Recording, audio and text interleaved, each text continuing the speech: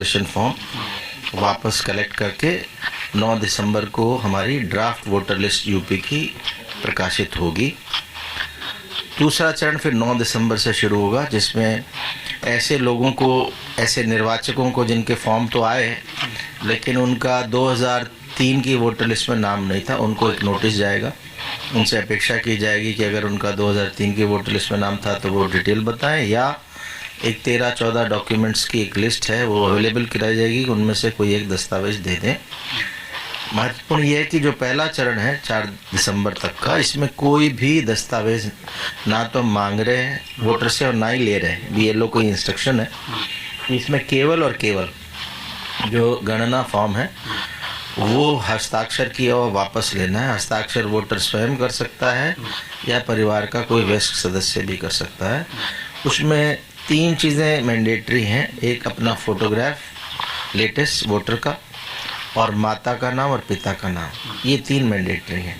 ये 3 के बाद हस्ताक्षर करके दे देंगे तो नाम आपका ड्राफ्ट वोटर लिस्ट में आ जाएगा। इसमें कुछ और सूचनाएं मांगी गई हैं जो वैकल्पिक हैं, जिसमें date of birth, mobile number, Aadhaar card और पिता का नाम, पिता का एपिक नंबर, माता का एपिक नंबर, पति या पत्नी का नाम, उनका एपिक नंबर, ये अगर अवेलेबल हैं तो भर दें। अगर नहीं है तो केवल माता पिता का नाम लिखें, अपना मोबाइल नंबर भर दें, जिससे कल को नोटिस वगैरह में भी और बाकी में सुविधा रहेगी, और फोटोग्राफ और साइन करके दे दें।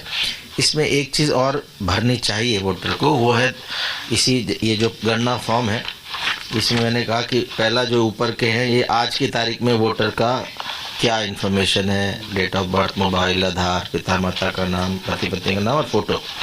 और उसका जो सेकंड हाफ है नीचे वाला, उसमें से 2 कॉलम बने हैं, लेफ्ट में और राइट में।